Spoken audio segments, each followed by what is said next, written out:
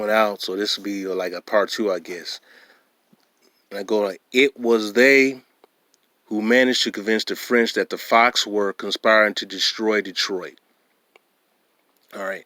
The Algonquin roots of the fighting at Detroit are revealed in a remarkable speech delivered by Mackenzie, a Potawatomi war leader and chief of St. Joseph who, on the verge of death, spoke to Governor de Vaudreuil in Montreal in 1712. According to Mackenzie, the originator of the plan to attack the Fox was Sakima, a much-feared Michilimackinac, Ottawa war leader and chief. He enlisted Miss Mackenzie, who in turn enlisted his own people in the Miamis and the Peorias. During the fall and winter of 1711-12, the Potawatomis and the Ottawas attacked the Mascoutins, hunting along the headwaters of St. Joseph River, slaughtered the prisoners they took, and destroyed the village they found. In the early spring, the Mascoutins fled towards Detroit, pursued a large force of Peorias, the Potawatomis, Ottawas, and a scattering of other peoples. The Mascoutins fled towards Detroit, and not only because their Fox allies were there, but also because they expelled the French to mediate the conflict. During the fighting that winter, they had already offered to submit the dispute of the Debussy, but Mackenzie and Sakima had refused. Sakima greatly feared that once the Mascoutins reached Detroit, they will receive protection and mediation from the French. He said, according to Mackenzie, that he would not hesitate to attack the French if they tried to protect the Mascoutins. He had no need to worry. At Detroit, Debussy had convinced himself that he was about to be attacked by the Fox, whose behavior had grown increasingly more insulting and threatening as they suspected French complicity in the killing of their allies. If the Fox were, however, actually contemplating an attack on Detroit, they had a rather odd plan. The French numbered only 30 men and could not even man all the fortifications at the posts where palisades in any case were rotting and falling down. Nor did Debussy rely on the Ottawas and Huron Petons of Detroit for help. Most were still absent on their winter hunt. Instead of attacking, however, the Fox allowed Debussy to repair his fort and send desperate messages to the Huron Petons and the Ottawas to come and rescue him. In the midst of all this, Mackenzie arrived with the news that the hundreds of Illinois, Ottawas, and the Potawatomis, along with some Sioux, Minamines, and even few Osages and Missouris were on their way to rescue him from the Fox. Debussy regarded their arrival as miraculous. Mackenzie and Sakima warriors joined the returning Ottawas, Huron, Petons, Sauterers, and Mississaugas of Detroit in besieging the Fox and Mascoutins, whom the bewildered Debussy was now convinced were the agents of the British plot. Alright. And I'm gonna probably read this little part. During the bloody fighting that followed, the Fox repeatedly sought Debussy intercession. Debussy himself described their attempts to gain mercy. Their messages were their two great chiefs, one of peace, the other of war. The first named Alam Mama, and the other P. Musa.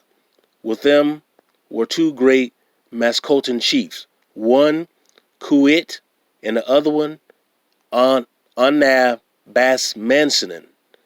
The P. Musa was at the head of the three others, having a crown of wampum hung upon his head and many belts of wampum on his body and hung over his shoulders. He was painted with green earth, a symbol of life, and supported by 7 female slaves who were also painted and covered with wampum. The three other chiefs had each a chicory, all right, in their hands. All of them marched in order, singing and shouting with all their might to sing of the chicories, calling all the devils to their assistance and to have pity on them. They made Dubusin the master of their lives. Do not believe I am afraid to die. P. Musa told them, it is the life of women and our children that I ask of you. Debussian, under pressure from Miskissippi, Sakima, and the Huron Petuns refused their mercy. The French had passed from being mediators in the Pays de Haute to being a participant in internecine Algonquin warfare. When the carnage was over, nearly 1,000 Fox and Muscutians were dead or prisoners. I'm going to stop right there. They're dead or prisoners.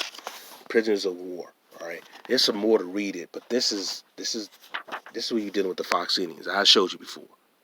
All right. These are Fox Indians. All right. These are Fox Indians, and I've already showed you before. Let me go to, if I can find it real quick. Showed you, this is the Fox Indians I'm showing you right here, and I've already showed you. But let me see. Let me catch it. Oh man, I think I skipped it. I already showed you. I showed you Fox Indians, and I'm gonna show you. I also showed you these two right here, and I showed you the Chippewas. All right.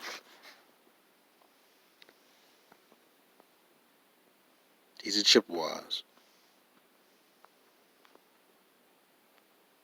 These are the Chippewas.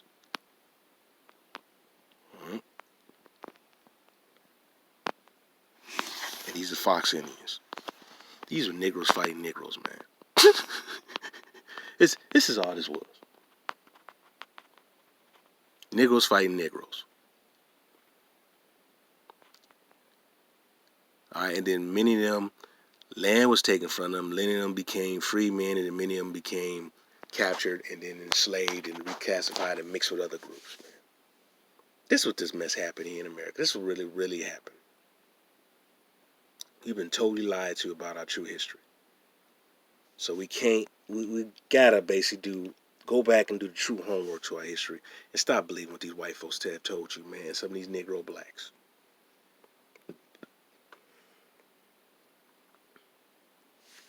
All right.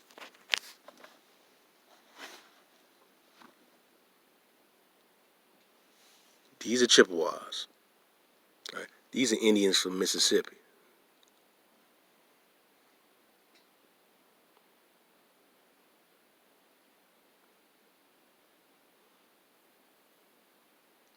These are not no Africans, dude.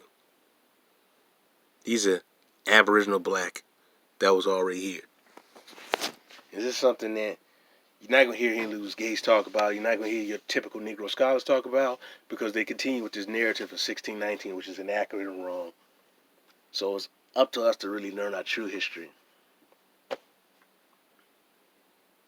All right, brothers and sisters, man, I wanted to be one, then I had to chop it up because I was cut off and make that in part two. You know, oh well. I'm going to talk about this again in another time. This very subject at these Indians here in the Midwest and the South coming to the Midwest, and they traveling through the different riverbeds, the different rivers like the Ohio River, like I said, the Missouri River, the Mississippi River, the Illinois River, the Peoria River, which is a smaller river, but all these different river channels that they travel and they build monuments right off the riverbeds. I'm going to talk about that a little bit more too, but I'm just letting you know this is our true history, all right?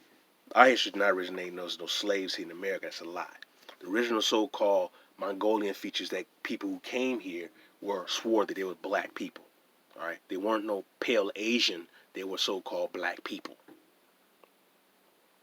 I'll make that clear because Asia was once all black. And also so-called black people have various different types of features. There's not one type of feature of so-called black people. The features vary.